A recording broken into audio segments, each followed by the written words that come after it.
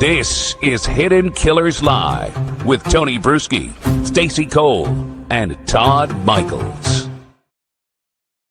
All right, another week. I think we're all ready for a weekend, maybe. A little deep breath, a little, let's do some mental cleansing of things other than what we've been consuming. I think that's on tap for many of us. But this morning, today, wherever you're watching us, Robin Drake, retired FBI special agent and former chief of the Counterintelligence Behavioral Analysis Program, joining us. We're going to go over the latest of what we know in the Charlie Kirk assassination as we try and examine this and get to the root of what happened here. How did this man, this young boy, if you will, 22 years old, decide in the course of a week to take the action that he did and have crazy ripple effects around our planet with that one horrible decision? Robin, you spent obviously years inside the Bureau studying how people think, act, and radicalize. And today we're talking about not necessarily an international terrorist, but somebody's kid right here in the United States that went off and did something absolutely horrible. I'm just going to start here because you've been all over the place on this week, talking about every different angle. As we wrap up the week, what's the biggest thing that stood out to you that you've learned that you're trying to wrap your mind around? Boy, and you really hit it right at the beginning, Tony. This was a shot that was heard around the world, wasn't it? Yeah. I mean, just think about it. One shot, and it's been really impacting so many of us. And a good mental cleansing is definitely needed for us all to get some healthy thoughts going again.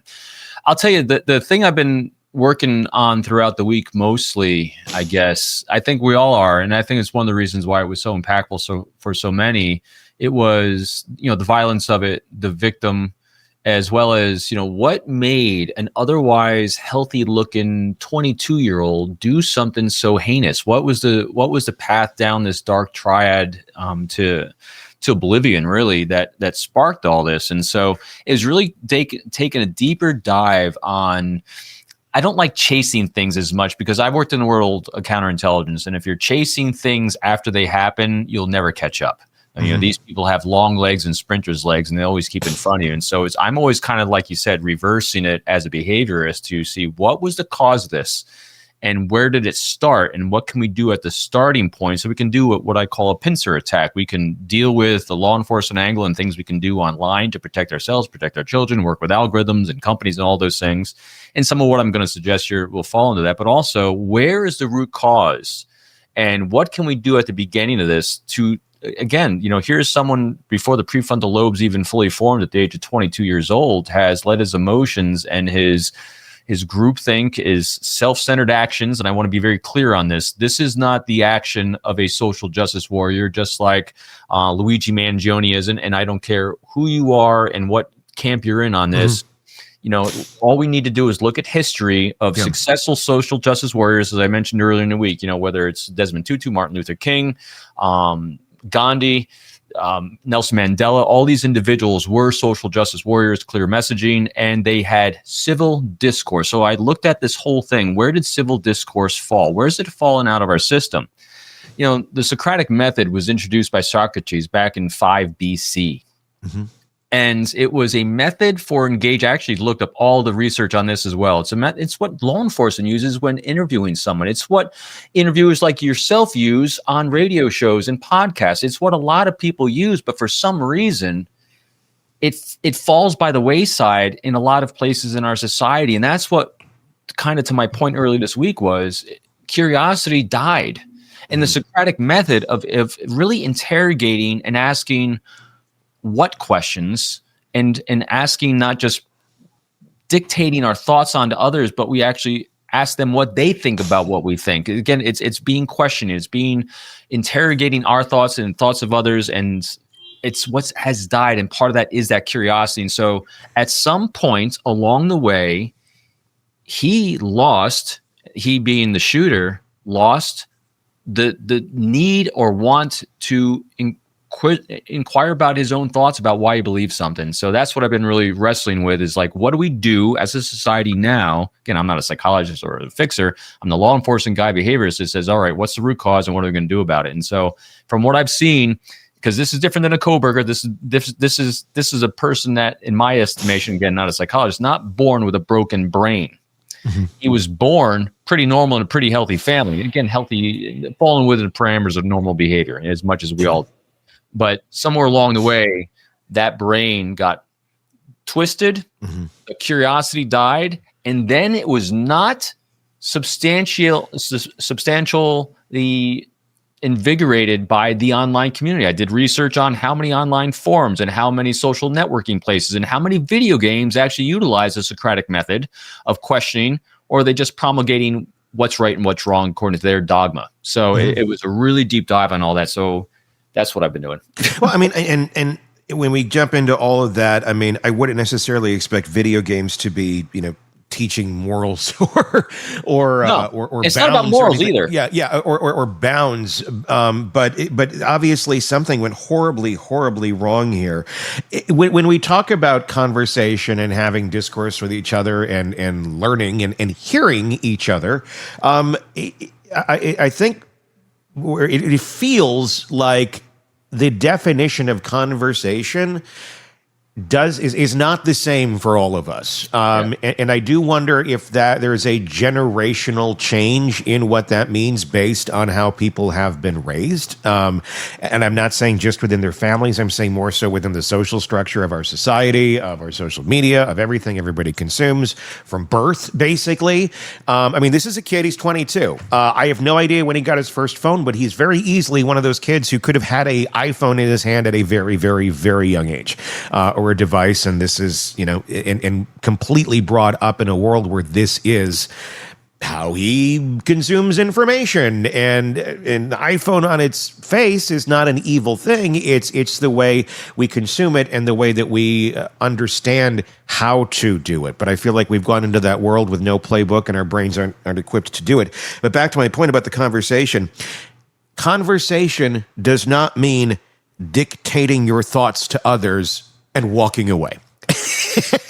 that feels like how a lot of people view conversation today. It's like, I'm just going to spew my thoughts, and then you're going to spew your thoughts, and we're not going to necessarily go back and forth all that much. We're just going to keep spewing why we're right to each other, and never taking the moment to sit down and say, let's hear you. Let's hear you. Let's think about it. And that seems to be a big missing piece with a lot of folks today. And Tony, think about it too, that a lot of times the younger people, I'm going to sound really old and I'm going to scream at you to get off my damn lawn in just a minute here, but we don't talk anymore. And we don't sit down at the table and talk. We don't talk on the phone. We use Messenger. We use texting. We don't have this back and forth where I'm seeing the reaction on your face. I'm just taking whatever is printed to me, like in typeface, as your feelings. And a lot of times people don't convey their feelings properly through that medium. So we're missing out on the nuance of actual face-to-face conversation. And I think we're losing that emotional tie to people. We don't see that, wow, my words just hurt you. Mm-hmm. And feel that empathy. We don't feel that. We just throw something out there and damn it, I'm right, and walk away. And I want to add this to that too, because I agree. Is this something that's different too, that has been an effect of social media and the way people communicate?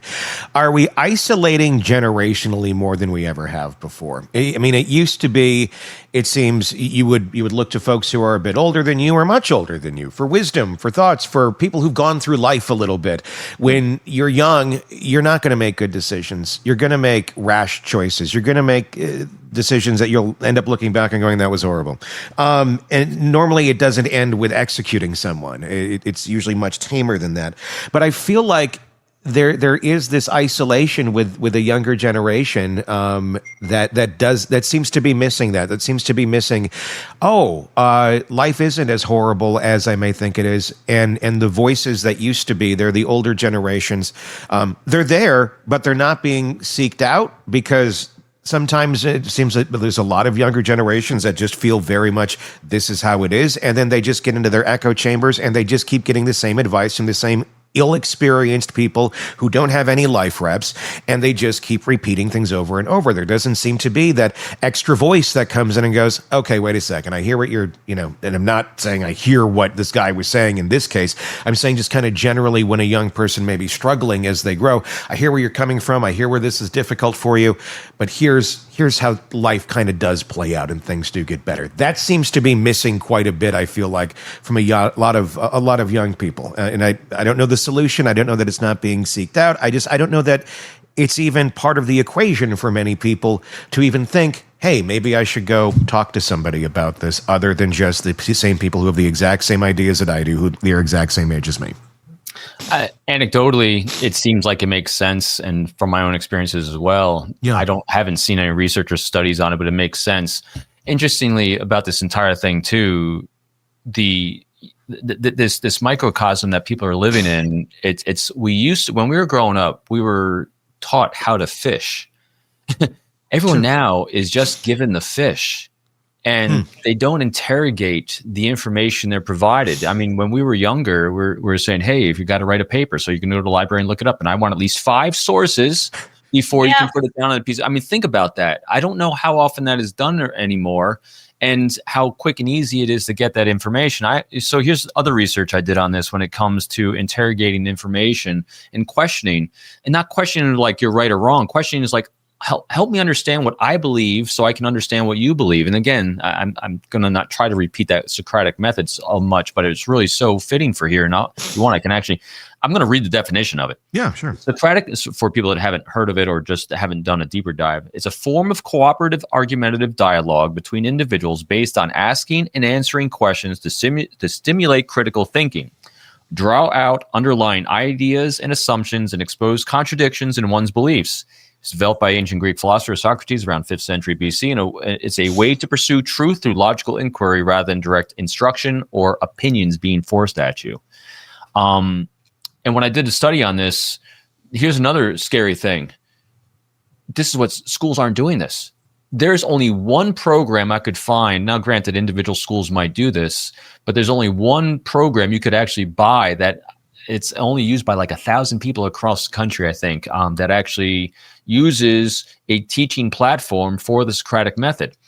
And and this is, I know this is a complaint by many people of our universities, and it's one of the reasons. Again, please put all politics aside. I don't want to hear left or right, Democrat, Republican anymore. This is one thing that Charlie Kirk was trying to do, was to stimulate. Hey, don't keep absorb and regurgitate what you're getting. Be inquisitive about what it is you're getting. Ask that question to stimulate knowledge, which universities used to do and which schools used to do. And this is where, if I'm going back to the root cause of where I think a normally otherwise healthy individual started down this dark triad path, it was this. It really was this. I mean, that definition I just read, when was the last time you encountered someone other than in that does all they can in your areas of media, of taking communication in college, where it's not just regurgitating and being opinion pieces, but literally being reporters and journalists, interrogating information around you, free of an opinion, free being what I always call that non-judgmental active curiosity. That is at the heart of what we're doing. And here's also why this is so important. And it's dumbfounding me that we're not doing it more. Because the last thing I was doing before we came on the air is I was doing the deep research of what happens to our brain chemically when we're actually employing the Socratic method. Yes, that same big four, dopamine, oxytocin, serotonin, and endorphins, are firing when we are on the path of curiosity and discovery. And so what people are doing when they're falling in these online microcosms is that they're seeking the cheap like hit and validation of a crappy opinion, because it's just an opinion, to try to get that same little stimulation than having a rich conversation. Man, history always has the answers to everything. All you got to do is take 2 seconds to look. And this is how we stimulate ourselves as human beings for thousands of years of evolution before the last couple of years of this. So our brains reward us when we're doing these things. And so I think if we just start hitting this root cause and just re-infiltrating this into society, starting with families, starting with schools, starting with us all. And let go of preaching at people what you think is right or wrong. And I do this all the time in my emails. Tony, I do it with you. I do it with everyone. I always have an opinion of what I think about something. I mean, when we're talking about these cases, you and our text messages going back and forth, before I actually share an opinion of what I think, if I'm not quite sure about what someone else's opinion is, the first thing I'll always do, and because I want to have a civil discourse, I say, hey, what do you think about this? I don't tell you what I think first. I want your thoughts and opinions about it, because then I'm going to know your context, what your perspective is. And then if it's different than mine, I'm curious about, what made you say that, Tony? Sure. And then we start getting context. We build, and then 99% of the time, I completely modify my take and assumptions. Mm-hmm. My gosh. Which is rare, and most people don't do that. Most people don't modify anything. They're ingrained. It's carved in. And why would I want to change that? Well, because that's how you grow and learn. So anyway, I'm sorry. I keep interrupting. I'm sucking today on that. This gets us back to the case. Yeah. This is what he wasn't doing. Mm-hmm. And he started getting reps, and he was on an arc of self-fulfilling confirmation bias prophecies of non-interrogation, because as his quote says, some people just can't be rationalized with, or what was the last quote he said? Yeah, I got it somewhere here. I got it too. Anyway, everyone's seen it a million times. In the text exchange, is that what you're referring to? Yeah. Yep. Yeah, I got it right here.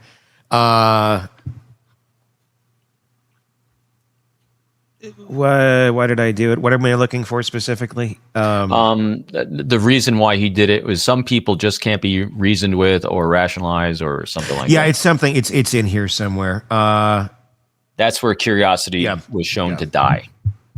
I think if you don't stretch that muscle very much, it just rots. Yeah. If you're not curious, you just go through life just bouncing off of the walls, and that's it. You're not going to re-engage. And I fear that we've lost an entire generation. And I don't mean to throw a blanket statement over it, but we just don't have people who are curious anymore. But we have neuroplasticity. We can get it going again. Change, yeah. and there are people in that generation that are curious. Yes. It feels that it's very off balance than it has been in the past, and then we lead to this.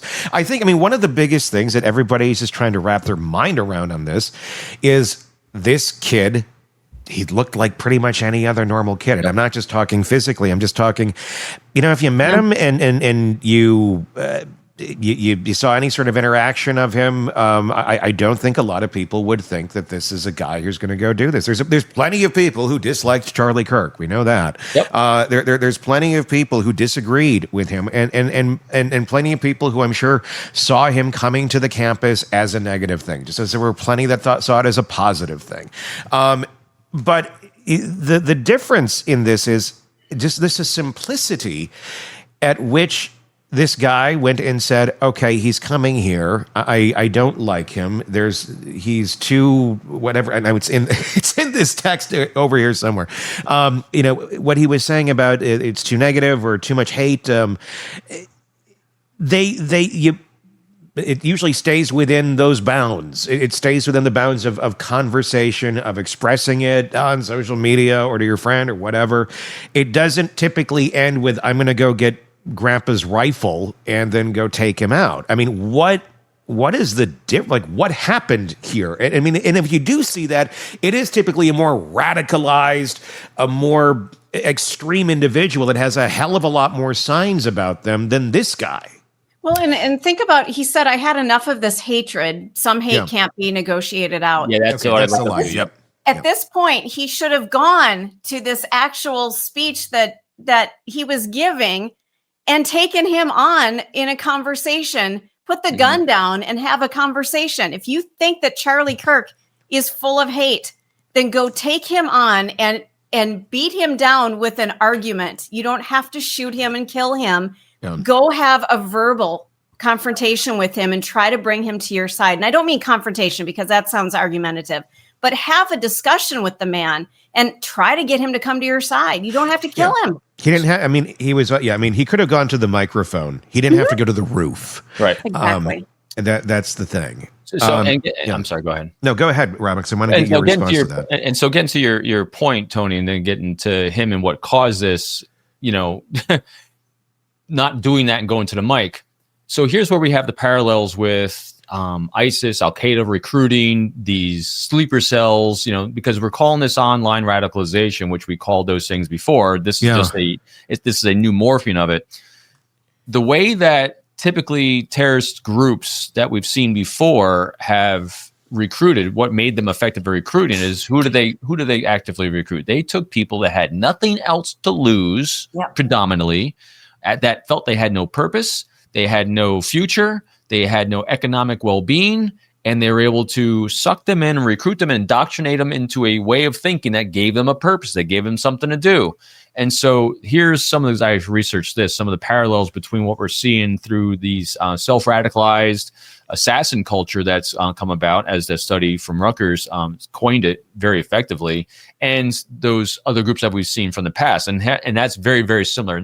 One of the reasons why he acted like this and said these things, and when we saw his initial appearance, and when he all of a sudden seemed to have given up, he didn't just give up after he shot Charlie Kirk. He had given up before then. It's the reason why he did it, because he felt his life had no purpose. Matter of fact, so here's the other parallel with typical lone shooters is that lack, and it's why this typically in this age group as well, mid 20s, early 30s, is because it's that lack of purpose, or looking for something to give their life meaning.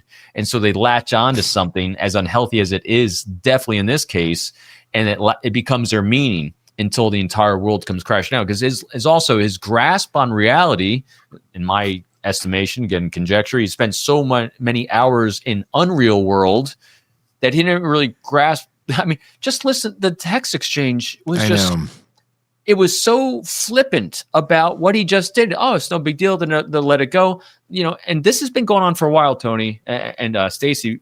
Years ago, before I retired from the FBI, I remember the first time we had an espionage case from someone from a millennial. It wasn't Gen Z here, it was a millennial.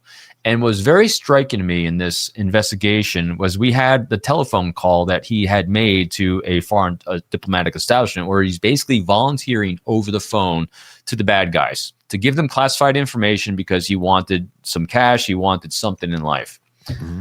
And I'm listening to this conversation, and I'm comparing it now, again, that arc to everything I've been exposed to before of other espionage investigations, whether it was Robert Hansen or whether it's any other insider threat espionage case we've done, where people were very cognitively aware of the damage they're doing against the national security of the United States, NATO allies, potentially killing people by their actions, and what they're doing for themselves. You could hear the stress in their voice. You could hear the trauma they're going through to kind of take out they knew the severity of what they're doing. You could see the difference in everyday conversations with people and when they're actually going operational.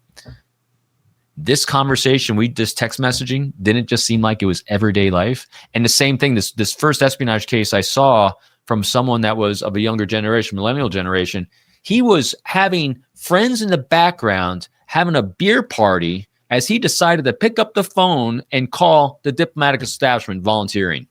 Flippant, whatever. Hey, I need some cash. And I'm like, it was blowing my mind. And here, again, we're seeing exactly the same thing, because the understanding of the ramifications of their actions is completely vacant, which is very different than a Brian Kohberger who's got just a broken brain, or a Lori Del-Valle. That's why this one's scary to people, because he looked so much like so many kids we know. Yeah.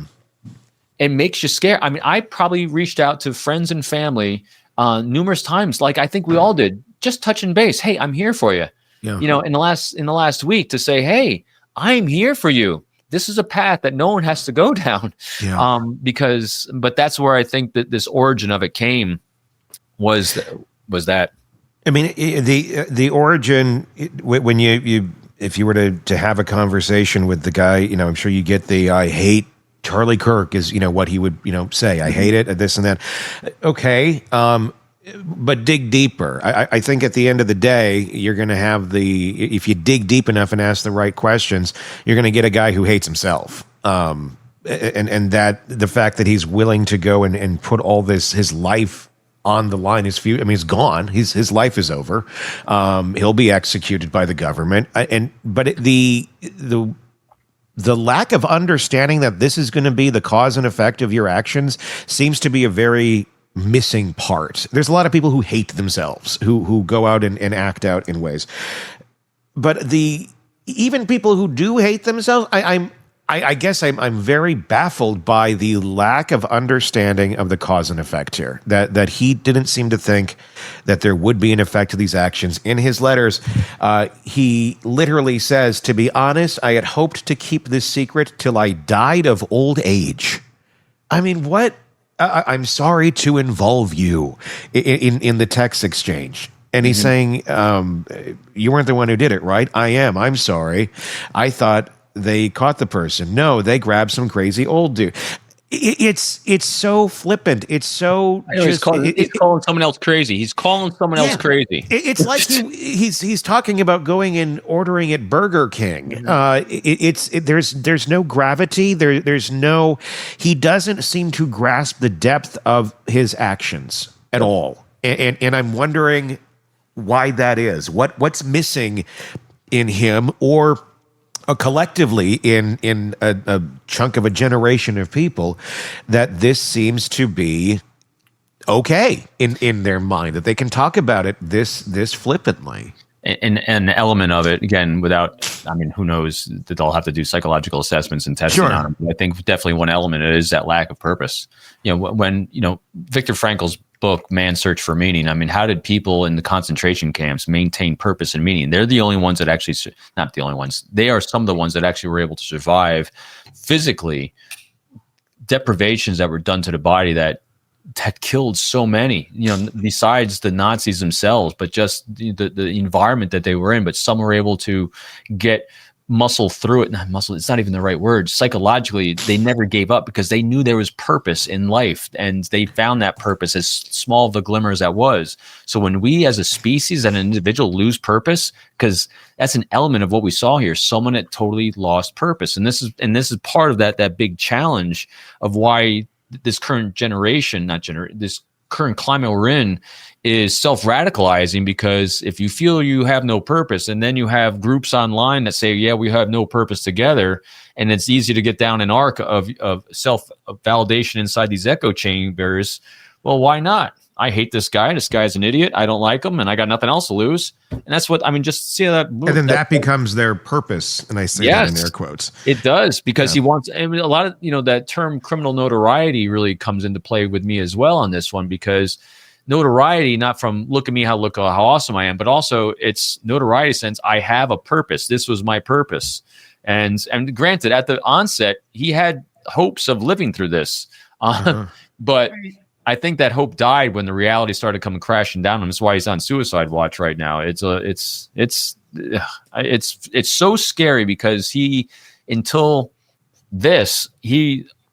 there's so many just like him. That's why this is such a that's the scary part, I think, to a lot of people, is we think of, people are being recruited, they're doing this, they're doing that, they stand out. This was another lone wolf, which is the scariest thing, and the idea that he will flip so quick to think this is the solution. You got to think there's a lot more of them out there that are willing to do this on either side of belief systems, of whatever one believes is the right way, quote unquote, that they could flip. Are we in an environment where there is a lot more of these folks who are out there that are we should be really concerned that we're going to start seeing a lot more of this? Or was this really just a very odd duck and it scared the shit out of all of us? Really, what, where do you think we stand society-wise in terms of people being able to just self-radicalize in such a way that we really haven't seen in this country before with our own citizens? So the methodology that self-radicalize this is prevalent. It is there. And when you look at the crowd supporting Luigi Mangione, you can definitely see there's more potential out there for this. And I'm going to be very honest in this, because of the depth of field I've given this in the last week, I don't have as much objectivity to I think we're fine. Because I've been so immersed in nothing but this. It makes it look scary because I'm surrounded in a bubble of this right now. So I don't know how far out that bubble goes. Sure. But so I'll go back because as you all know, I am definitely glass half full guy. The shot that was heard around the world, which is this one, has brought so much attention, not just to another shooting, but to the root cause of the shooting. And that's why we're talking about it. And we're not the only ones hopefully going to be talking about this. It's we need to do something. And I'm so sick of people, oh, it's mental health issue. No, it's okay. Yes, mental health issues, but no one's ever doing anything. They're just labeling it. It's a gun issue. Yeah, okay. But all these things that we've done before, it's a bad science experiment because nothing we've done has worked. Yeah. And so you really got to think hard of what is the dire root cause of this, because once you can get that going, all else will fall in place again. And so I'm hopeful because I know lots of people that don't fall into this, but I know some that potentially, and I say that word potentially could, but I think, and I talked to my kids about this who are in this age group, and I also do online gaming, but not near the extent of these guys.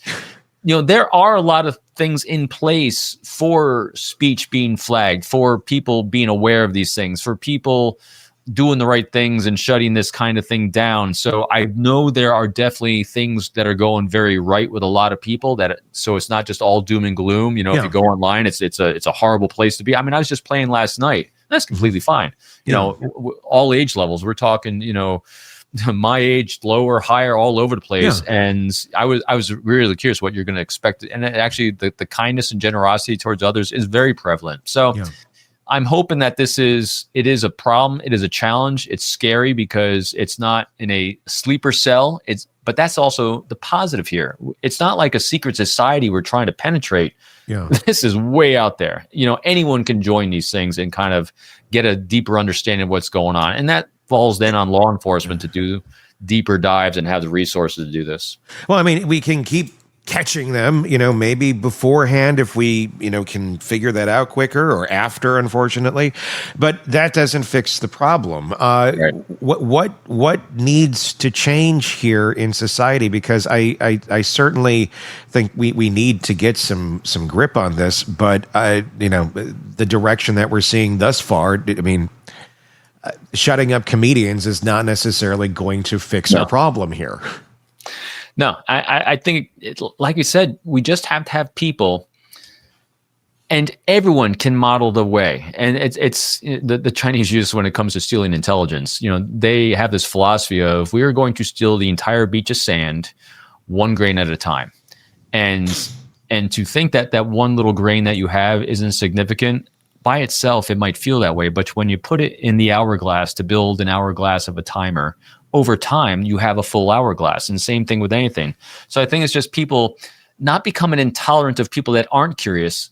Yeah. Just be curious about people who aren't curious. I think we model the way, and people like us model the way of how we are. I mean, look what we're doing here. We're constantly questioning this. What's this? What's this? Why does this happen? Every time something happens in life, ask yourself, what can we do to understand this deeper from that context? Every time I hear anything, I become so curious about what causes this, and challenge yourself to do that. Challenge people around you to do that. So, because the overarching anchors of what we can do as a society, I think Congress could actually come together and put incentives in place for companies to actually have communication people in place that actually are skilled in the art of the Socratic method, or skilled in the art of recognizing how to have civil discourse and recognizing when it starts going down the path of the dark triad. Mandating these, I don't like mandate. I like incentivize. When you incentivize people with tax breaks, when you incentivize schools with more resources, when you incentivize people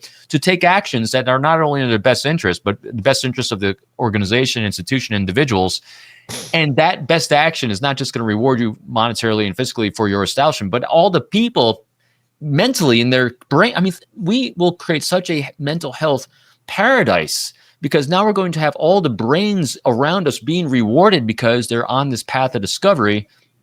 And all it takes is people from those two sides I don't even like mentioning coming together and say, all we have to do is incentivize people to be curious everywhere. Mm-hmm. How do you get them to do that? How do you get them to take that step that it's not just me versus you? How do we get both sides to come together in the middle? Especially with the younger people. I want to add that into that too, because I'm like, when we're talking about in a corporate setting or something like that, the cookies are already baked. These are adults that have a lot of this has to go back into the recipe. We need to change the recipe of how we're raising these kids and how we're developing these minds and giving them outlets and understanding that to be curious, not to feel like they're so isolated this way or that way. I agree with everything you're saying, but I feel like, okay, great, but let's go back to the original recipe. Otherwise, we're just going to keep putting more toppings on cookies that are already baked. I don't normally say anything during these sessions, but I want to say something that I experienced in the last couple of years of my life, and that is local involvement in your community. Yep. And especially if you're an adult, get involved in your community to do something good. Work with young students, work with young sports players, athletes. Get involved in some way where you're making a difference in their lives. And all of a sudden you see these kids doing the same thing in their life. They're helping other people. They're getting involved. They're looking for ways to be involved in their community to feed the hungry, help the people that need help out there. Whatever it is that you're interested in, get involved locally, because that's how we change things, is on a local level. And then it kind of spreads out from there. Just my thought. I think that makes a lot of sense. And I'm with you on that, Todd, because all I was going to add on to what Tony's question was in congruence with this is, it, like you said, Tony, it's the grassroots on this is it starts with parents. And it's not about putting labels of what parents are doing right or wrong. I'm hoping that this is a wake-up call, and I don't like it, but fear is the greatest motivator there is of human beings. It motivates us to do everything. It's why our greatest thing that we're always doing, we're always going to take actions in our own best interest in terms of our safety, security, and prosperity, safety being that number one thing. If as a parent today, watching or listening to this, you're afraid of what your kids may or may not do, or the kids around them may or may not do, here's a solution. Be curious with them.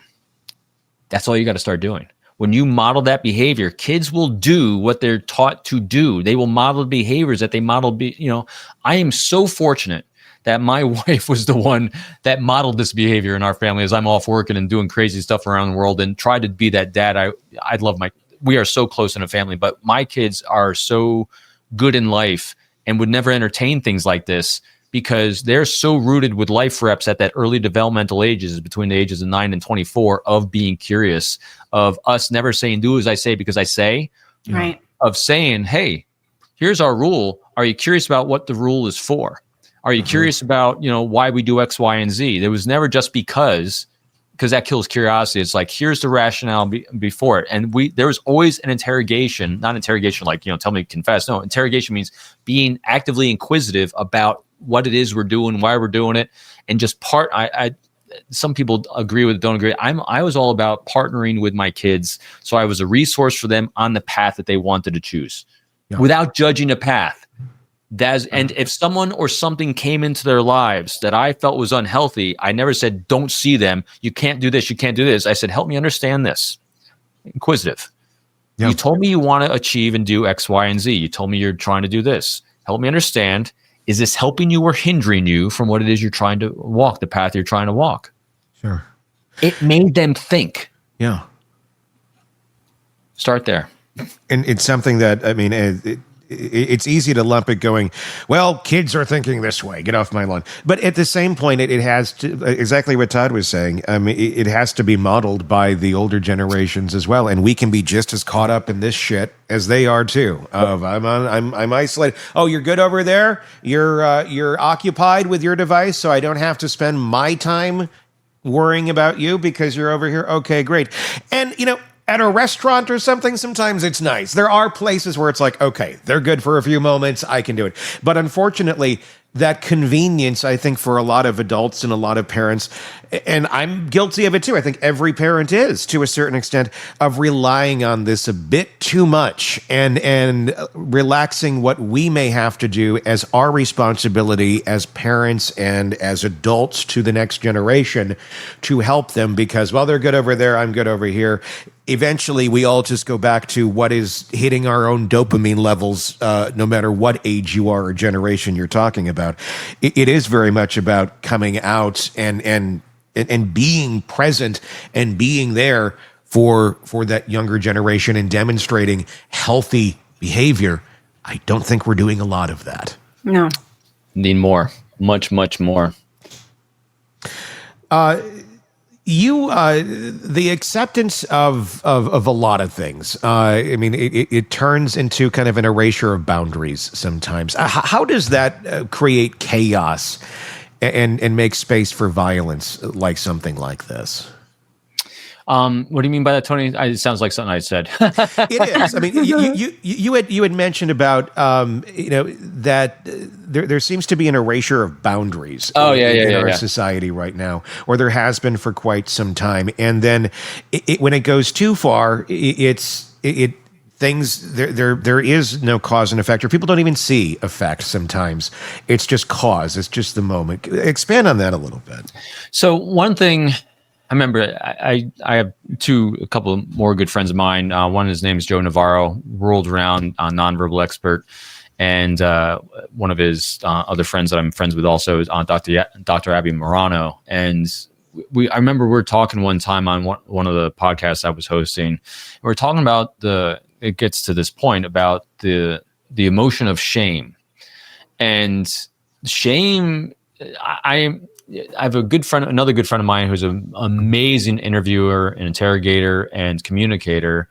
And one of the things that you always avoid if you're trying to inspire someone to confess information, or you're trying to inspire someone to take action, whether it's influence, persuade, or any of those hooky spooky spy things you want to do, is one thing you never want to do is show someone their shame, things they're ashamed of doing, because shame is a powerful motivator, because shame says we're being judged and judged in a negative way.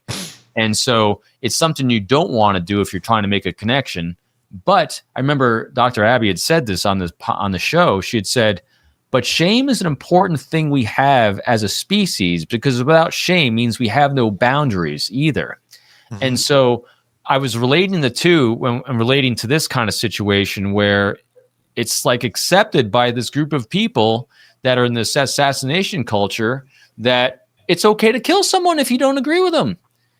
That really comes down to me, a lack of boundaries of right or wrong, because they don't associate shame with an abhorrent behavior. It's accepted. And so I think this kind of comes down to, again, pure conjecture and theory on this. If you become it sounds so bad, the more accepting you are of everyone, which is one of my huge tenets, non-judgmental validation of human beings. That is a huge tenet of mine. But there is a limit, apparently, that I was unaware of, that if you are so accepting of everyone in their way of life, their way of thinking, that then starts crossing the moral and ethical bounds where that non-judgmentalism is going to affect the life, liberty, and pursuit of happiness of someone else. That's the boundary. And so I think that's what boundary I'm talking about here is when you have a lack of boundaries and you're so accepting that morals and ethics and the ability to allow others to live a self and healthy, prosperous life, we do have a limit. And that is the limit of that boundary, is that, hey, you think what you want to think, you believe what you want to do, you do what you want to do with your life and with others, as long as we maintain as a species our moral and ethical boundaries that we're not going to infringe upon the life, liberty, and pursuit of happiness of those around us. Sure. What a novel concept. Yeah, and that's something. Yeah. I want to, a lot of people are talking about the text exchange, and I don't know what to think of it. This is what we have. Yep. And I look, I'm not a conspiracy theorist. I'm not trying to go down that road. But it does look weird. And I think a lot of people are feeling like this doesn't look like a text exchange between two 20-some-year-old young men. It doesn't. No. Now, could it be? Yes, it could be that simple. And that's what's making this so weird, is to think that it is just so off. And the answer to this really is just, it's not as complex as I think a lot of people would think it would be for the impact that this thing made. That the horrible impact of the decision this kid made. But I mean, when we read through it, it's bizarre. And I know you've read through it. I've read through it. We've all read through it. I know that we need to go directly line by line. Anyone can go read it. But what was your first impression when you first saw this text exchange between these two people? What did you think? And I see your comment, rock and rolla, and I know other people said that, on the conspiracy side of this. So my first impression is it's true, it's accurate. Okay. And again, I always gotta. So why? So what's my rationale? Again, the what question. What's my rationale? Believe in that, because to me, his arc of what we saw through his behavior from the 1 week planning of this to the execution of this to thinking that the cops have moved on and won't find the rifle with a towel around it in the woods, to thinking that he left no evidence as he's climbing off the side of a building. And so there's a lot of data points that said he might have been book smart, intelligent, according to some, but his awareness and life reps were very, very low. I don't think he was a great strategist because he didn't display great strategy in this. Mm-hmm. And so taking that to the next level of, do I think he's capable and would have pre-thought out a scripted thing to save his partner who then gave him up like this? I don't think so. It just doesn't. Now, I always say the word maybe, because I am always open to, again, because of the Socratic method, I'm open to dialogue about other people's opinions of it. I'll never rule anything out unless we hear it from him that it wasn't.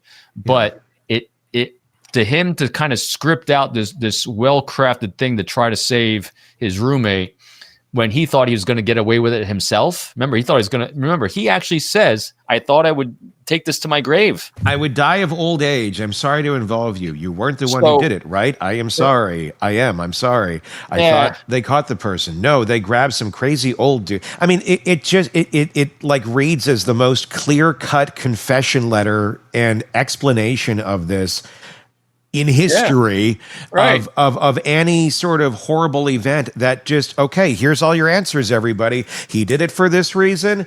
He feels this way. He didn't think he was going to get caught. He left the weapon.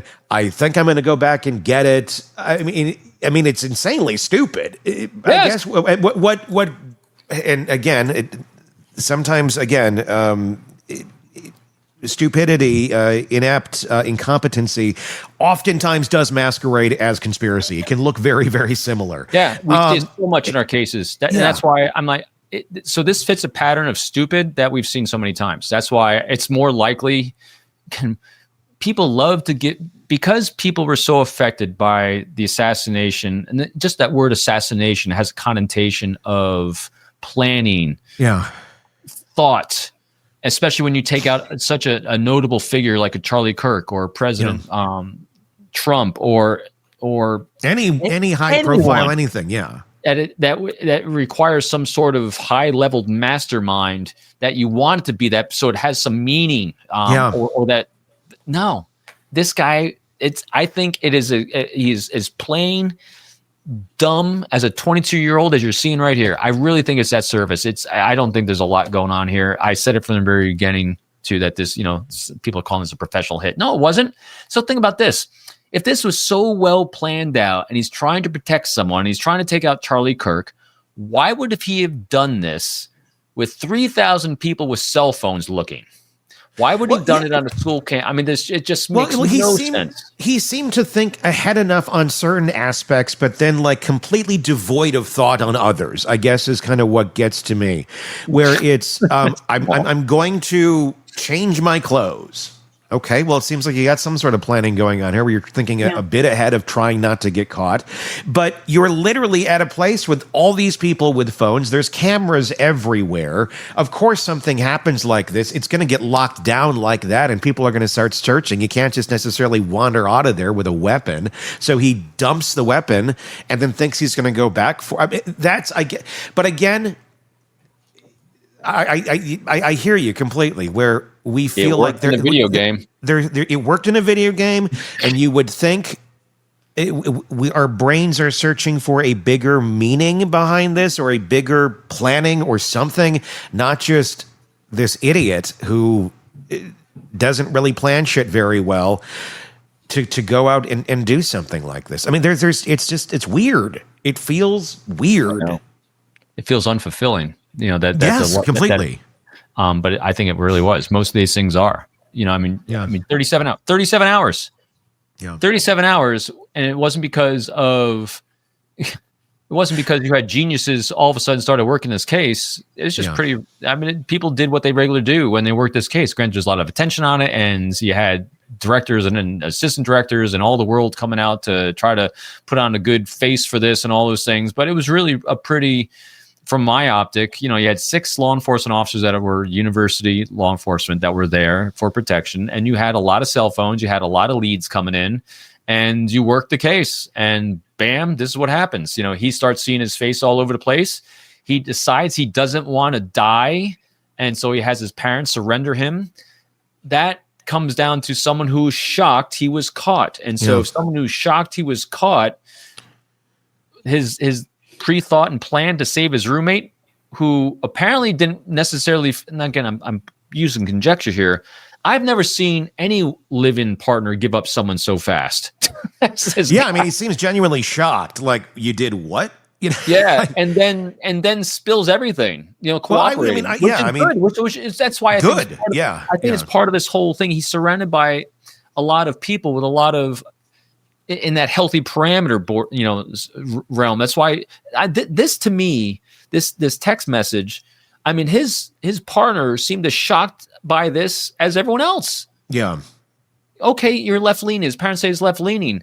Okay. There's a lot of people. Okay, a lot of people hate Charlie Kirk. Okay. Yeah. I wonder if he shocked himself by doing this.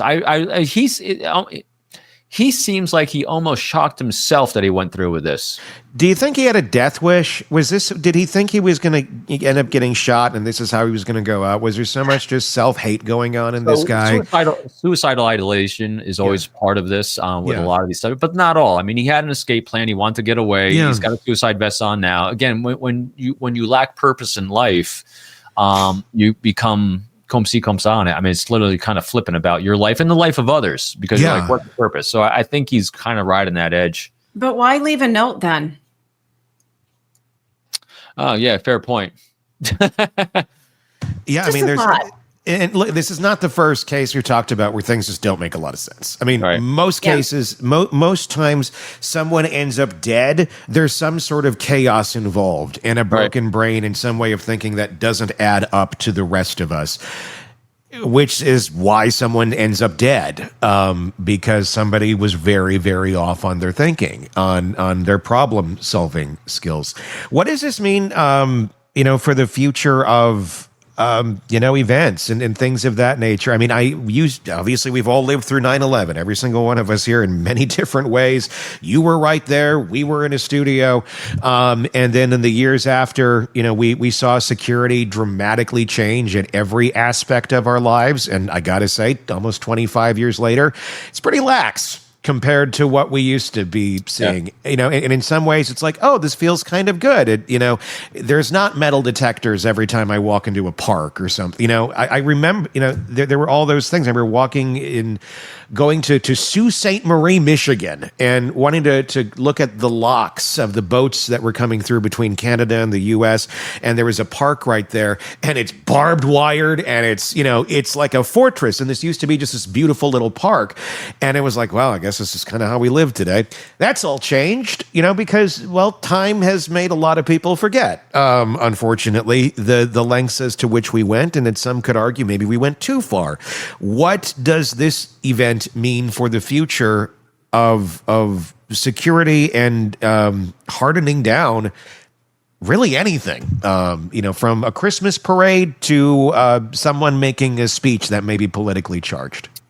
Yeah, I don't know. It's a real big question, isn't it? Yeah. I mean, there's the pragmatic side of it is anytime you do an event like this, you have to have an insurance company insure it. And so I don't know what that's going to do to it. That's going to up the cost, and it's going to up requirements for law enforcement presence, security presence, and the requirements for them, which is going to up costs everywhere as everything in life. And so it's going to maybe exacerbate the problem of everyone's having economically, right? Yeah. Or it'll also scare people away from doing these things.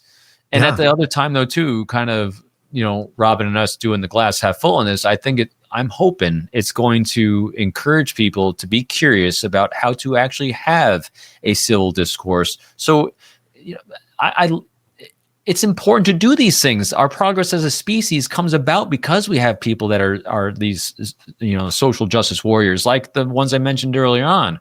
But they had a methodology that was extremely effective. If people are looking for change, there's a way to do it that's really, really effective. And it isn't this. Not one time in the course of our species, did the research on this, has anyone been effective at successfully influencing social justice by assassination? Yeah. Not once. Nope. And so hopefully this gets people to really be curious about how to have a great conversation about them, not about yourself. So yeah, screaming at each other, shooting each other, that doesn't usually fix much of anything.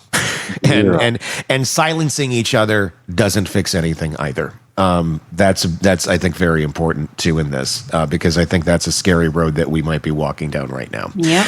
It is. That and at the end of the day, doesn't seem like what Charlie Kirk was about. He was about conversation. He was about discourse. Agree with him, disagree with him, whatever it may be. It wasn't you shut the fuck up and we're going to make sure you can't be heard. And unfortunately, it feels like that's what this is being used for. Just watch. I've watched because I've seen so many clips of it now. Watch the great conversation between Charlie Kirk and Bill Maher. Yeah. I think I told you about that. Yeah. I've seen it so many times, and even between him and Gavin Newsom. I mean, it's really, really good chess. And granted, the Socratic method was not infused throughout it, but there's moments in there. Again, this isn't about going from 0 to 100 from, okay, I'm not questioning anything to learning how to question and being curious. No, it was infused. There's a desire to want to. People aren't looking for you to be perfect. They're looking for you to make an effort. They're not looking for anything but effort and a willingness and desire to find out a little bit more about how you think about something. That's it. And so hopefully this starts it down a better path. And to some of these points here, but I'm on that text message, and Stacey, you brought up a great point. Who leaves that if they didn't expect to? I don't know. That was just my initial take on it. Again, just because of the arc I'm seeing from everything else from him and people like him in the past. I don't like giving killers any credit for being smart on anything. So I'm always going to have the negative confirmation bias that they're idiots. They didn't plan anything and they suck. I agree. I agree. Yeah. Great half full glass there, Robin. I like that one. Very official language.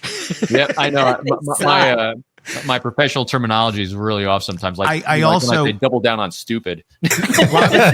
Robin has another great one that I've always loved, and it's nutter. Nutter. It's another nutter for someone that's crazy. I like another that one. Nutter. Love it. Robin, as always, thank you for coming on and talking about what you've witnessed this week and your thoughts. It's always very valuable. I know our audience greatly appreciates it, as do us. So thank you so much. If you're looking for some books over the weekend to read, Robin has quite a few. This is his latest one, Unbreakable Alliances. Check it out wherever books are sold. Sizing People Up and The Code of Trust. All great. If you want to, if you're listening to him going, I'd love to hear more. Check those out. They are all excellent reads. Have a great weekend, Robin. I'm sure we'll be texting and figuring out the problems of the world as we always do. As the four of us solve the problems of the world, at least be inspiring to hopefully people who want to. Exactly. Absolutely. Thank you so much, Robin. We're going to move on now. Recent court documents and online discussions have revealed more harrowing specifics about the case of Jordan and Harleigh Hoffman from Lake City, Florida, which started as a seemingly ordinary couple, the 33-year-old firefighter, 27-year-old real estate agent. On the surface, looked at their Instagram pages and all that, and, nothing really stands out as really weird. It's exposed now, a hidden world of depravity. And I want to say this as we go into this story, you guys, and we'll do this one for about 25 minutes or so. be careful on your language on how we describe these things, Right. so we don't get flagged on YouTube. So we'll use terms like SA. We can't use the term that starts with a B that involves animals and people, must-loving dogs, way too much. So those sort of terms we have to kind of walk around because of the overlords at YouTube that don't like those words. And let me preface something too. Yeah. I make no secret that I am a licensed veterinary technician. The story absolutely destroys me. So I'm going to be very limited. I will give you some opinions, but my people goodness. Are like, what are we about to hear about? Because we haven't even gone into the story yet. Well, it's been exposed that a hidden world, allegedly, these people have been charged. They haven't been convicted as of yet, of a world of depravity involving child SA material and... I don't know. The only way I can say it is a very unhealthy must love dogs. Yeah. As of September 18th, 2025, no major court updates have emerged since early September, but the leaked arrest reports and affidavits paint a very vivid, disturbing picture about what is going on here. It adds a real layer to just how off this was. Jordan Hoffman joined Columbia County Fire Rescue in 2013, building a decade-long career in a role that demands trust and heroism. Harleigh, she worked as a real estate agent, and on her pictures, let's pull up the her pictures like on park benches and buses too. That's what I'm wondering. You know, I mean, if you saw this couple and they got 2 kids. You're thinking, okay, it looks like any random couple with their kids that you'd see on Facebook. Well, it turns out things weren't quite exactly the case. No. As we dig deeper into this, a cyber tip flagged a Snapchat account that was tied to Jordan, sharing an image of a child in not a good way. The follow-up tip confirmed more shares. On August 25th, Jordan was arrested on initial charges of possession of CSAM and promoting that sort of material, unlawful use of a two-way device and evidence tampering. He attempted to delete the images, but the phone was seized and they were able to get the images off of there. It then also involved images involving animals, dogs specifically, and people. Don't you have enough to do as a firefighter and a real estate agent? Don't you have enough in your life that you'd think? I got to ask you guys. I mean, when you first heard about this story, or when I sent it to you, what the hell's going through your mind? I mean, I sent everybody their Instagram accounts to look at as well. To me, I'm just going to say my initial reaction on this was, there's got to be more to this. Like, this just seems so crazy and extreme, but maybe it's not. Maybe this, I mean, I don't know. Innocent until proven guilty. But I'd love to know more details of what the hell is going on here, that this seems to be the great idea in someone's life. Keep in mind, too, that Instagram especially, people craft a very careful image to put out there. So we are not seeing even a fraction of what this life is like. Who knows? I mean, everything just looks so perfect. Picture perfect. You know, their little picture outside the house with, it looks like 95% of people's Instagrams. Exactly, it does. So who knows what's going on behind the curtain? And, well, obviously we're finding out, and it's really disturbing. Yeah. I think I know people like this family, like everything is perfect. We have to have the perfect party where we're doing a baby reveal where, look, everybody, look what we've done. And I think when you take a peek behind that curtain, you go, ooh. But I don't think it goes this dark, does it? I mean, you worked as a vet tech for a long time. I mean, here's some of the details. And I'll say them as vanilla-y as I can, without getting flagged. These are the allegations, okay? Allegedly. And I'm saying that because I feel this is such a weird story. The allegations that are floating around out there, videos showing him holding and engaging dogs' parts. Also, I guess using one's mouth on the dog. Also, dog to human contact, not on the mouth. And forced acts with stuff. Oh my God! Well, you're really dancing today, Tony. I don't know how to do this, because it's like with stuff, with a liquid that comes out of people's bodies, being shown here. And the allegation is that there's also images of the dog licking parts, all shared via Snapchat. Allegedly. And here's where my brain goes. And there's children and not yes, necessarily exactly. the animals. And I'm not trying to jump over that at all. Right. But there is images with the allegations are, it says a local child. So I don't know what that means, if it means their own children, or I don't know the answer to that question. I think that's very much up in the air. Again, these are all allegations, and I want to be very, very clear on that. The other thing I'd like to point out here is that, yes, animals, we have them sleep in our beds and occupy our homes. But when we start intertwining I'm going to be careful here, our bodily fluids with one another, you are asking for some serious trouble. You really are. Yeah, you're going to make a half dog, half human. That'd be really weird. Not that. I'm just thinking of great. And there's the password is. I think Mr. McFeely is here. You better go get that. Speedy delivery. Because of this conversation. What do I do? Do I answer the door? You go get the door, right? Get the door, and you let them in, and we're going to start asking you a lot of questions where you have to use a lot of weird words. Oh my God! All right, I'm going to go get the door. I'm muting myself, but yeah, dogs have bacteria, so you want to be careful. Okay. You want to be careful, just in case you're thinking this weekend, maybe that might be the fun thing to do. When you sent this, Tony, I was like, how the hell do we even talk about this? Because like you said, it's really weird, but I will say this, and we kind of talked about it yesterday in some conversation about small towns and some of the stuff that goes on behind this. I think we're always surprised that stuff like this happens. Yeah.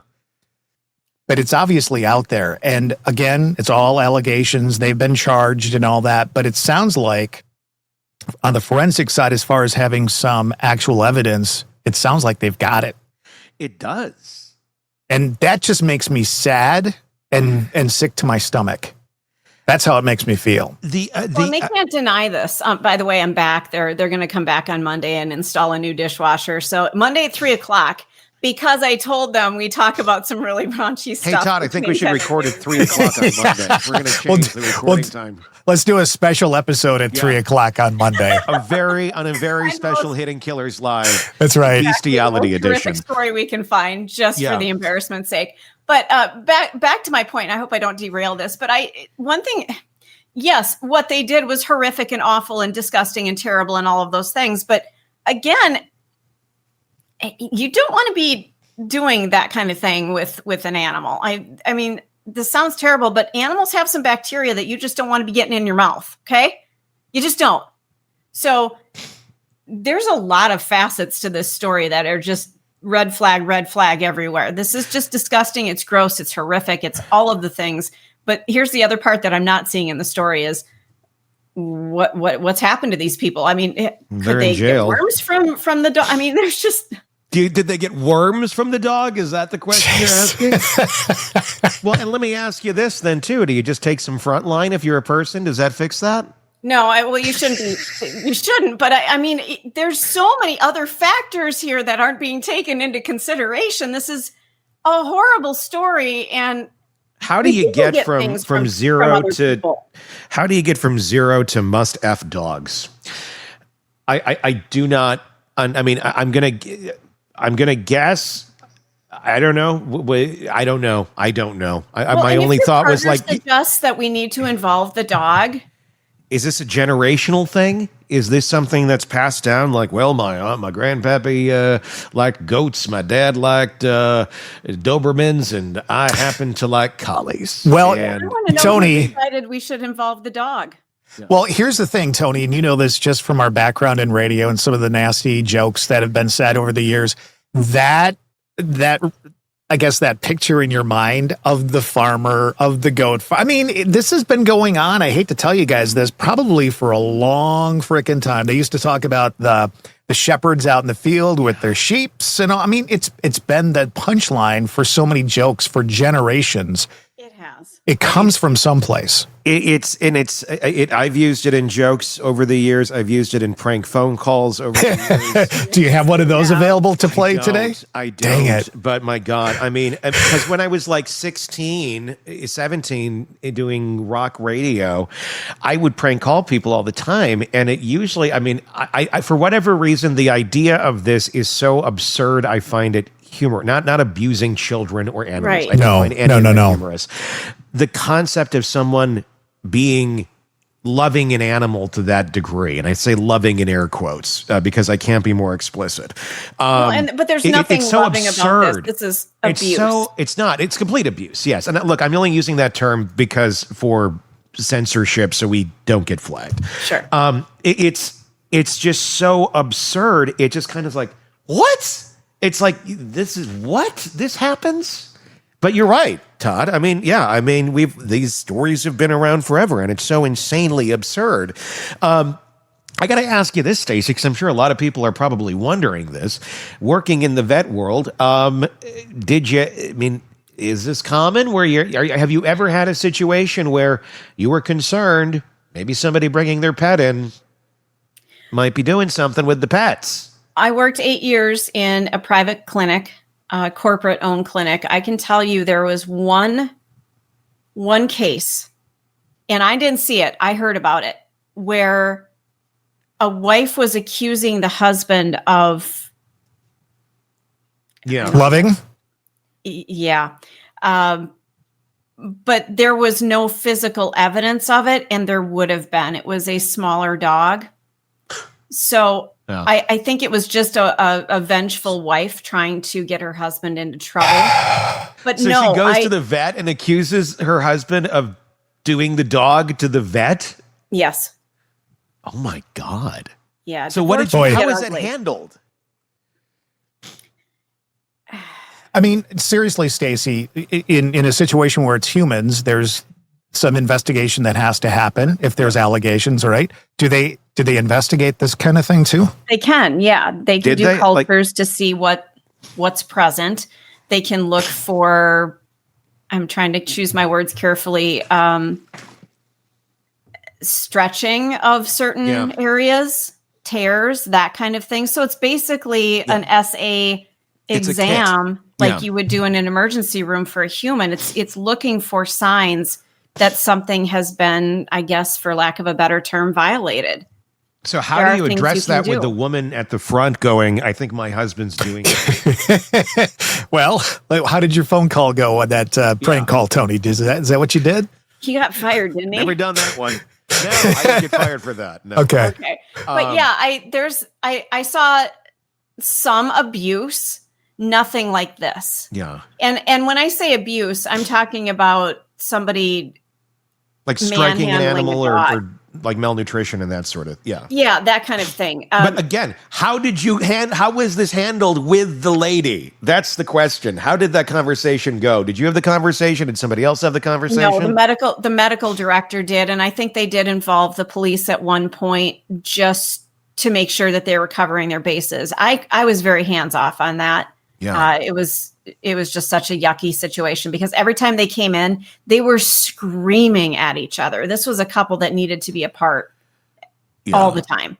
So would I assume that she was telling the truth? I don't know. I like to believe people, but I also think she was trying to get her husband into trouble because we just didn't see any signs. This was not a dog that was terrified of anybody.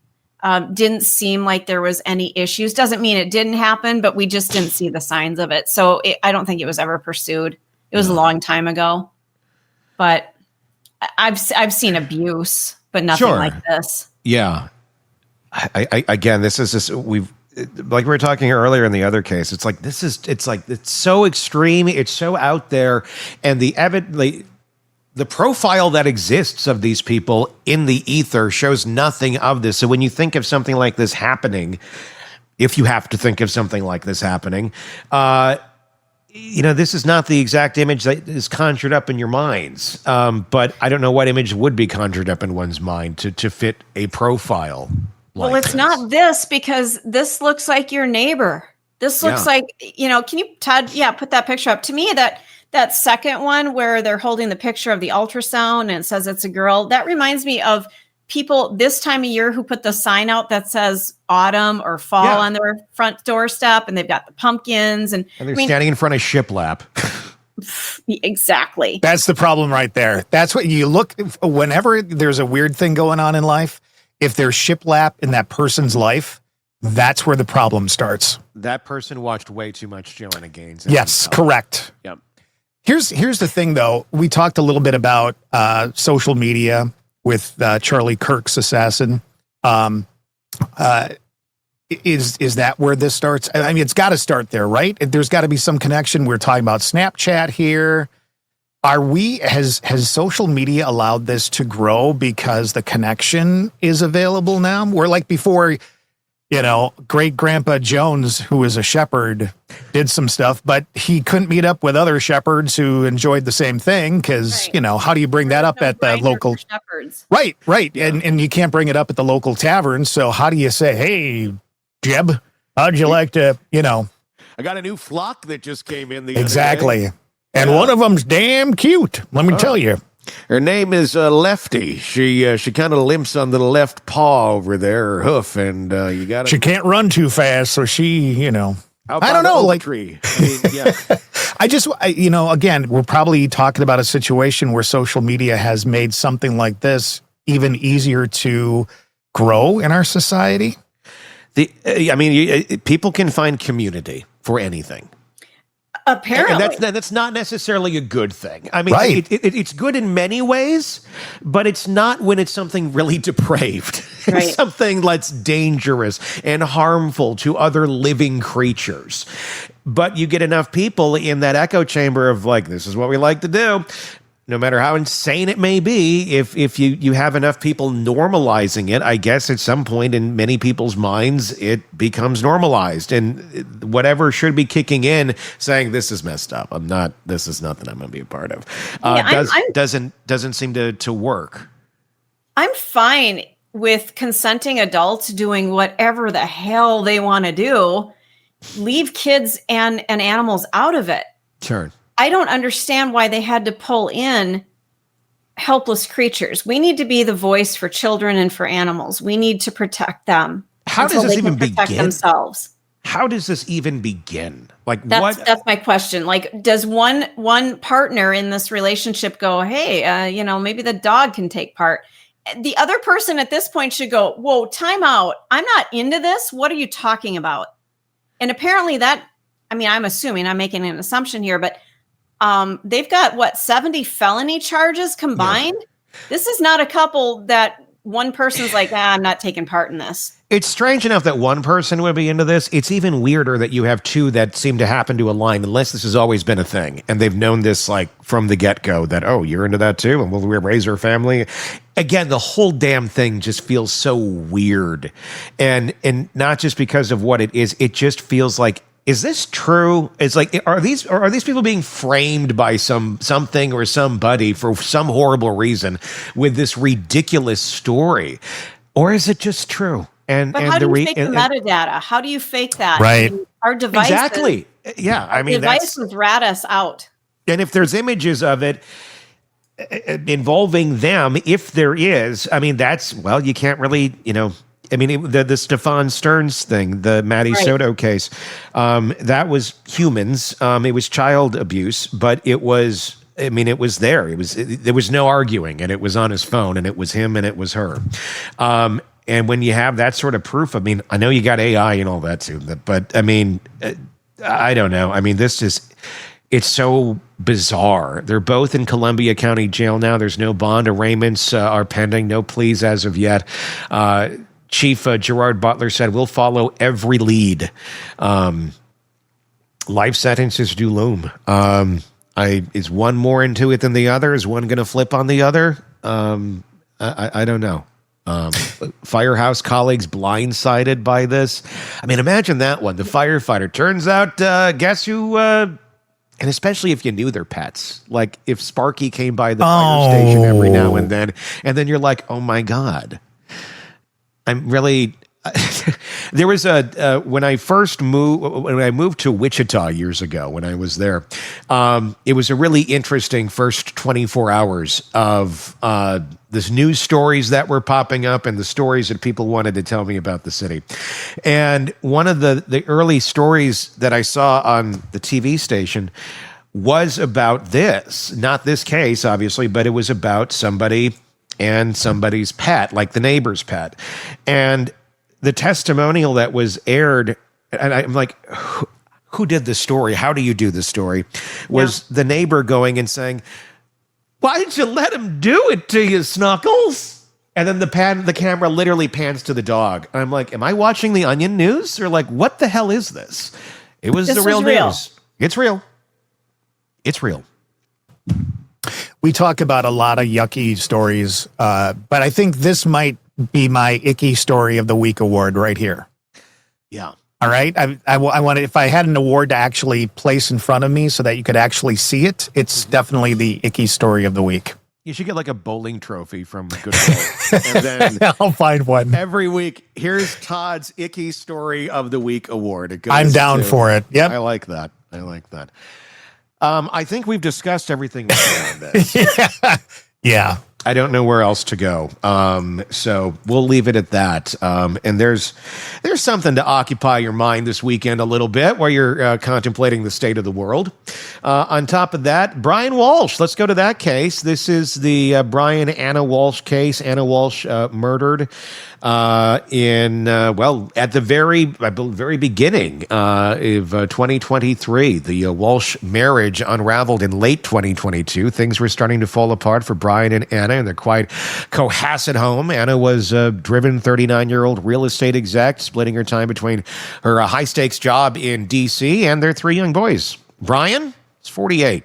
He had stepped back from his art world gigs to handle dad duties, but he was carrying a lot of baggage from a federal fraud conviction for art fraud that had him on probation. Rumors swirled about Anna seeing someone in D.C., and she was confiding in friends that she was ready to leave the marriage once Brian's legal troubles caught up.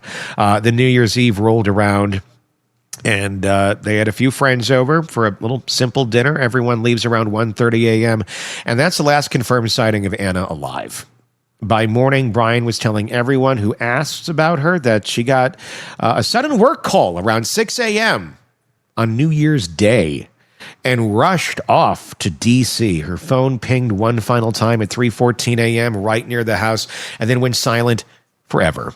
No one at her office had any record of an emergency trip. It was like she just stepped out of her life.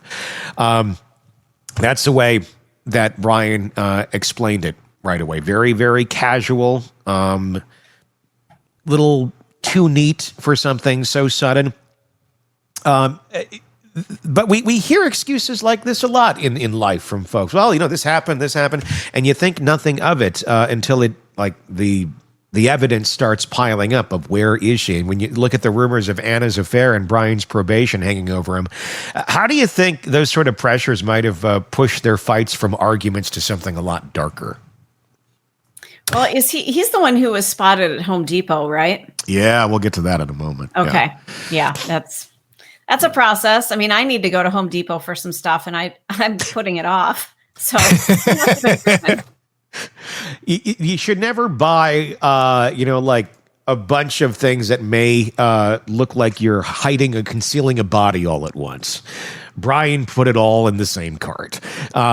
Brian's story about the work call was very rehearsed, obviously. But he had a history of hustles and heartbreak. He didn't come into it with a blank slate. His life was already a string of shortcuts and follow-up. He grew up comfortable. His father was a prominent neurosurgeon at Mass General. Brian turned into the habit of basically bending the truth. By his 20s, he was deep into forging art, selling fake Andy Warhols, like one does. And sketches online for serious money. Then in 2018, his dad dies, left him nothing in the will, explicitly calling him out as manipulative and dishonest. Brian takes it to court, fights hard, loses everything. The family all pretty much looks, I mean, look at the guy. I mean, this is the guy, yeah. You fast forward to 2021, federal charges hit for wire fraud because he'd been running these art scams through Anna's eBay account without her knowledge. He pleads guilty, ends up on probation with house arrest and an ankle monitor. And he's supposed to turn life around. I don't blame her for having an affair and wanting to get the hell out of this marriage. It wasn't a good choice, but they have kids together. Right. He doesn't turn anything around. He's quietly pawning a friend's Rolex for cash, allegedly. Anna starts opening up to girlfriends about how toxic it all feels, says she's done once he's facing real jail time. Even Brian's mother allegedly gets involved, hiring a private investigator to tail Anna in D.C. and confirm the affair suspicions. It was like his past deceptions were starting to catch up, squeezing the life out of what was left of the family. The irony of using Anna's account for this, it kind of hits hard. I mean, it's betrayal layered on betrayal. Mm-hmm. What's your take on this relationship? I find it interesting that when you look at an individual like this, it says a lot that Brian's mom is allegedly hiring a PI to tail Anna to get her in that dishonesty of having an affair, while her little angel boy over here is doing art fraud, is basically on house arrest, and she's having to basically pull the load for the family while he's over here. But we got to make sure she's the bad guy, not him. I mean, it says a lot about, doesn't it? It says a lot about his being enabled throughout his life of poor choices. What did you say, Stacey? Sounded like Donna? Yeah, it feels a little Adelson-like. Yeah. It does. So I'm wondering, did mom play a huge role in some things here? Yeah, I mean, I'm wondering a lot about what exactly led to this man making the choices he makes and thinking it's going to work out. Obviously, all roads lead to narcissism. And it feels like, oh, well, this is where the apple didn't fall very far from the tree. I know nothing about the woman, so I don't know. But if you're hiring but again, you also have to look at it from the aspect of if he's the narcissist, what sort of story is he spinning to mom about what's going on in life? And his mom, you're going to be on your kid's side for the most part. So who knows? She may have, been another victim of his BS too. And all three of us, I think I can say this openly, have been in relationships where you come out the other side and you're like, why didn't I see that? How did I miss this? Why, so there's been some stuff online about how did she put up with that for so long? Sometimes, even if it's right in your face, you don't necessarily see it for whatever reason that is. Yeah. It's the frog in the boiling pot and okay, I don't understand. The newly recovered frog. I don't know what the frog in the boiling pot means. You got to explain that one to me. I'm not from the country. Okay. You're both in I'm Wisconsin. if they're not from the country. So basically, you don't, this is a horrible thing. Stacey used to boil frogs all the time. That's what I'm starting to think. And she learned if you slowly boil them, they don't realize they're boiling until they're boiled. And then she'd make soup. And then she'd hand it out. Then she'd sell it on the street corner to children like a lemonade stand. But it was frog soup. That's what it's about. No, I'm kidding. Go ahead. But Stacey. no, it's not realizing, because you're just steeped in it and the temperature is slowly going up. You don't realize that you're starting to boil. Because it's not like you're being thrown into a boiling pot. It's just the temperature slowly going up, and it's things compounding on top of each other. It's he's out late tonight because he's working. It's I'm not going to be home this weekend because I have to go down to whatever city for a business deal. It's all the things that start adding up. And then you finally realize, holy shit, this has really been happening. It's that gradual sinking into the abyss, And you're with somebody, and you don't want to think that the person you've chosen to be with could do any of this kind of stuff, right? Yeah. Otherwise, you wouldn't be there. Right. Exactly. And then also, I think that you kind of question yourself too, like, how could I let this happen? You kind of look at yourself and you start questioning yourself, like, why did I put up with this, or why didn't I question that? But a lot of that comes after you find out everything that went down. Sure. Right. Well, exactly. And I'm not a big fan of Louis C.K., but I invoked this a couple days ago and with a friend last night. He made a quote, and I don't know it exactly, but something to the effect of, if you ever have a friend who's getting a divorce and your first response is, "Oh my God, I'm so sorry. I'm so sorry." That's kind of the wrong response, because no good marriage ends in divorce. Think about that. If you have a great marriage, it doesn't end in divorce. So the shitty, horrible marriages that need to end in divorce, they do. Does that make sense? Yes. Better than the frog in the boiling pot, but yes, it does. It's like a lobster in a boiling pot. That's Right, Same thing. And, I mean, like really- I said, I hate to talk about Louis C.K. in a positive light. I used to be a fan of his, but he needs some help. But yeah, that was an interesting statement that he made. And it's framed things for me a lot. Like, yeah, you're right. If we had a great marriage, I wouldn't be living in an apartment right now. So Yeah, a lot of people who go through divorce, you wouldn't be in that situation if everything was fine. Well, yeah, I mean, and the thing is, we don't want to believe that someone we care about could do that for us. But I think a lot of times we hold on to the idea that, oh, this will change, things will get better. And I think it's a naivety that it's good that we have that faith in people. I think. And hopefully for some people, life works out and they can believe that, and they end up with folks where that ends up actually being the narrative. Unfortunately, the odds are not great for most where that's going to be the case through most of life. And it's a hard truth. It's a hard pill to swallow. That things can be a lot darker than they actually are, and that people are capable of doing the things they're capable of doing.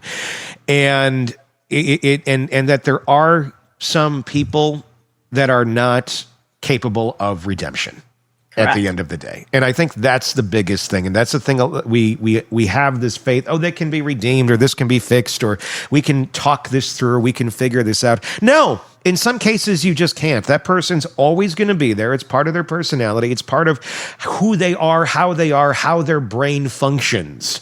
They're not capable of doing things a different way, and capable is the key word there. They cannot change, and they will not take the steps to change. They're not aware of what they need to do, and they won't do the work. So the best thing that you can do, the hardest thing you can do, is to get out of that situation and save yourself. Yeah. It's going to be hard. It's going to be horrible for a bit, but you know what? That's how you save yourself. And I just wonder if Anna wasn't leaning toward that. Like, I've got to get away from this man. And he cracked. And it sounds like she was. And you can't do it quick enough in a lot of cases too, because especially if you have someone who's capable of committing crimes. I mean, obviously he was, but he always seemed to kind of have an excuse. Well, it was this. Well, it was that. He was one that was like, it's never my fault. It's always this or that. You're cheating on me. Well, yeah, you're in house arrest and she's trying to live life and take care of the kids and you over here. And yeah, surprise, surprise. You're not a very good prize of a man.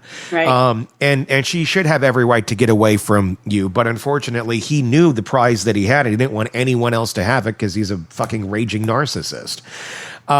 So there's the Google searches. And this is what I'm always surprised by in terms of people's stupidity of not realizing, hey, this is going to do you in your digital footprint of what you put out there. The morning of, after she's murdered, what's the best date to divorce a man? Actually, he looks that up earlier. Then on January 1st, he picks up the kid's iPad while Anna was supposedly getting ready in the bathroom and starts looking up how long before a body starts to smell. 10 ways to dispose of a dead body if you really need to. Lime and caustic soda to dissolve a body. And the best one, and I say this not truly meaning best, it really sticks. Dismemberment and best ways to dispose of a body. followed by hacksaw, best tool to dismember. Then he went to Home Depot. So how many times have you guys searched for that? Today I searched for recipes to make with salmon and rice and curry. Crazy. I don't know. Like, here's what's funny. I've got a really good friend of mine, and she loves to investigate serial killers. So she does know some of this stuff. Mm-hmm. Yeah. Now I'm starting to wonder, maybe there's some things going on around the neighborhood here, people missing. Maybe it's her. Because I'm sure I'm careful with my searches, especially with the work that we do. We do look up some really scary stuff. I mean, look at Tony looking up that family this morning. I mean, that could come back to haunt you. I'm on a list. Not the ads I'm going to start seeing. Which you're going, somebody made this ad. Or AI made this ad. I didn't know Collies did that. Lowe's. He goes. He grabs 10 30-gallon trash bags. Tarps. Specialized saw with replacement blades. Then over to CVS for hydrogen peroxide, more heavy-duty bags, even red Solo cups that prosecutors later say were for soaking up blood. Wait. What were the cups for? Was he going to have a party? No, I guess it's like scooping up blood or something. The only thing I can think of is like that scene in Breaking Bad where the ceiling breaks through after they put the body in the bathtub, and Walter says it has to be in this plastic drum to do this, and Jesse goes, I'm going to use the bathtub, and you can't do that because the chemicals will eat through the bathtub, and it literally then collapses through the floor, but the tub, it wouldn't, because it wouldn't have that sort of chemical reaction. So they're sitting there scooping up the stuff, and it's pretty disgusting. I mean, that's the second time we've heard of red Solo cups being used in some weird ways. The other was the Reed hearing. Yeah. I would use a bucket personally, but that's just me. Police eventually did search. They found blood traces in the basement, a broken knife with Anna's DNA on it, and no sign she ever made it upstairs that morning. So, I mean, he's kind of dead to rights on this. These are the searches that he made. He's on camera in Home Depot getting this stuff right after. The stories don't add up. The whole thing, I mean, it does feel fairly clear cut, but of course he's pleading not guilty. I'm going to be very curious as to how they're going to try and argue this. I know one of the early things that they've been trying to argue on this case does actually tie into Karen Reed, Proctor. He was I believe, the initial lead detective on this case. Wow. He's a gift that keeps on giving. We haven't heard much about him recently. No, but he was, and they were trying to subpoena information. They were trying to get basically anything that he touched on this case thrown out because of the Karen Reed case. Now, this is a very, very different case. This guy, he has the search history. It's there. It's just there. They've never found her body. The evidence is there. You don't have blood in your basement. You don't have this or that if your wife wasn't murdered in your basement. You just don't. But that was a big point of contention in this case of trying to get those things thrown out. And thankfully, the judge saw through that and said, nope. Yeah, he's not a great detective, but you know what? These are all things you did yourself.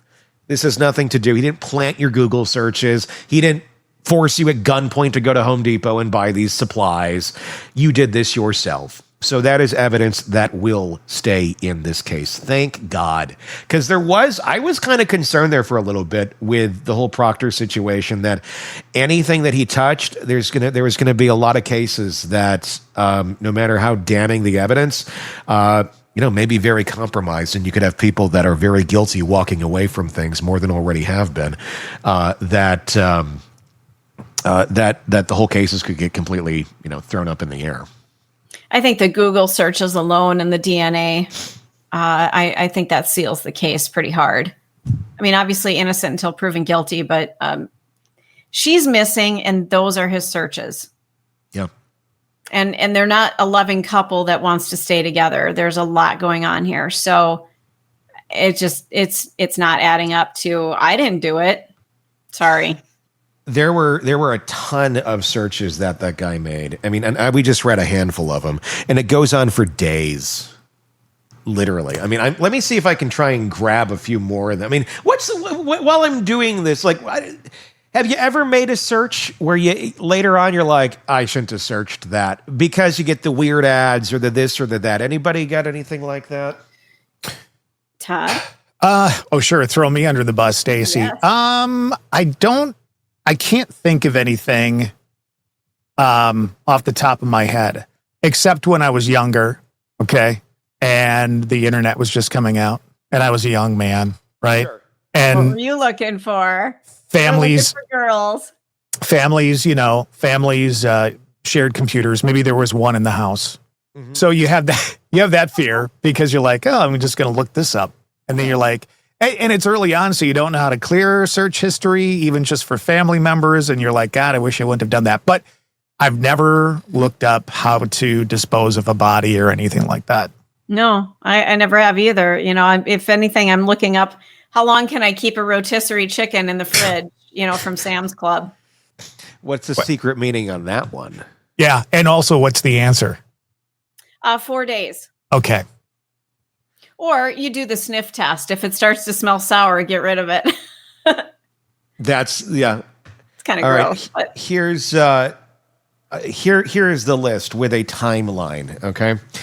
January 1st, 4:55 a.m. How long before a body starts to smell? 4:58. How long, or how to stop a body from decomposing? 5:20. How to embalm a body? 5:47. 10 ways to dispose of a dead body if you really need to. 6:25. How long for someone to be missing to inherit? That's an interesting one because it shows there's a financial motive in this. How can you throw away body parts? 9:29. What does formaldehyde do? 9:34. How long does DNA last? 9:59. How can identification be made on partial remains? So it's like this is cycling through his mind, and like what he's going to do is changing as we're hearing it in real time. Dismemberment and best ways to dispose of a body. How to clean blood from a wooden floor. Luminol to detect blood. What happens when you put body parts in ammonia? Is it better to throw crime scene clothes away or wash them?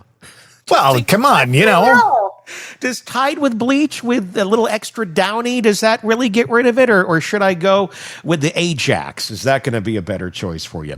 On January 2nd at noon, over lunch, hacksaw, best tool to dismember. 1:10, can you be charged with murder without a body? 1:14, can you identify body with broken teeth? How stupid is he? I mean, look, these are...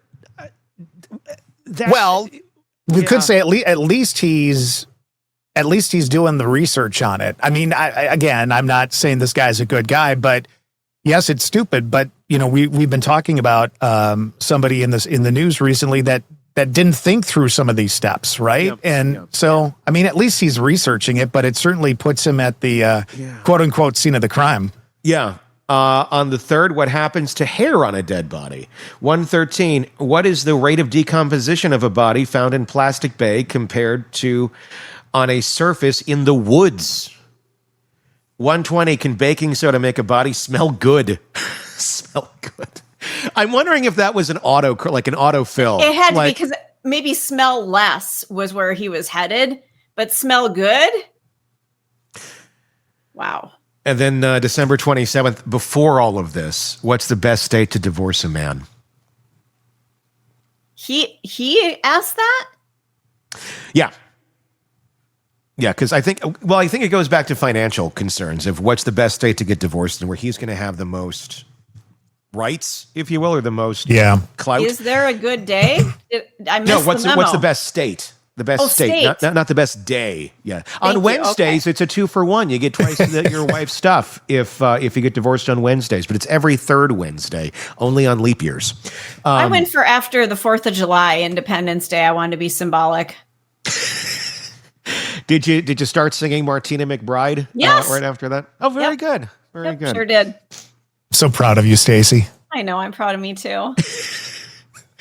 So, yeah, there's none of this.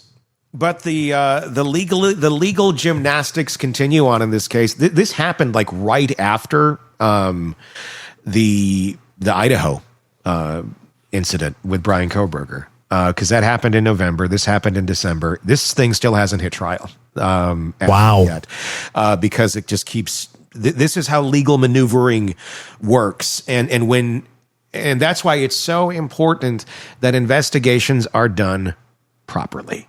Because if you don't have it done properly, this case was this close to possibly being dismissed because you had Proctor that was involved in it. Luckily, cooler heads prevailed, and this man will face a jury, unless he pleads. I'm wondering if he's just trying to run his time out to see, exhaust all options, and then, well, at the end of the day, I don't see how this man would get away with it. But hey, stranger things have happened. Really wonder what's going to happen with this. I can't see a world where this guy is not in prison for the rest of his life. Yeah. I can't. I mean, especially with his past record and things as well. There's going to be a lot of character evidence of him if it gets admitted.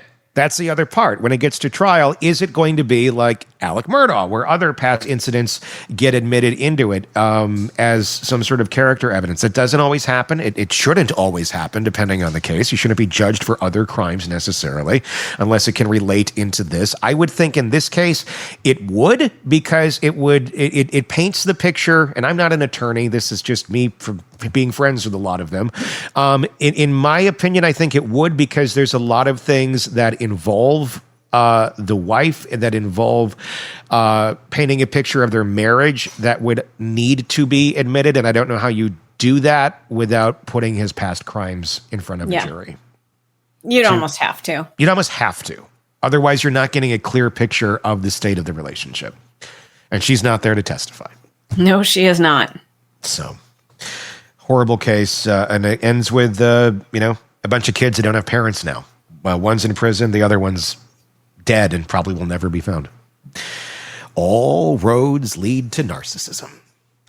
And on that note, we will wrap up our broadcast for the week. Be sure to press subscribe wherever you're downloading podcasts so you don't miss any of our coverage on this and the many cases we cover for you right here. Let us know your thoughts. You're in the comments there on YouTube. Just search Hidden Killers with Tony Bruschi if you're not there already. Have a great weekend, everybody. Take a breath and tell the people that you care about that you love them. I love you guys. I couldn't do this without you. Back at you. So, all right. Have a great weekend, everybody. Until next time, for Todd and Stacy, I'm Tony. We'll talk again real soon. Want more on this case and others? Then press subscribe now and don't miss a moment of true crime coverage from Tony Bruschi and the Hidden Killers podcast.